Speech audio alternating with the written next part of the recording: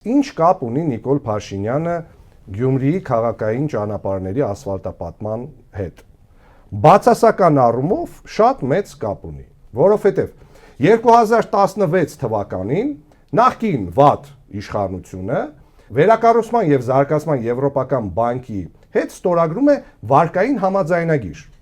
որը անվանվում է այսպես Գյումրու քաղաքային ճանապարհներ։ Ուշադրություն, այդ համաձայնագիրը ստորագրվել է 2016 թվականի մայիսի 11-ին, որի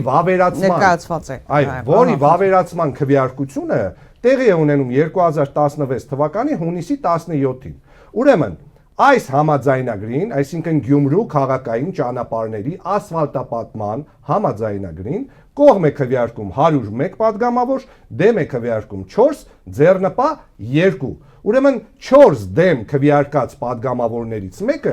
Նիկոլ Փաշինյանն է։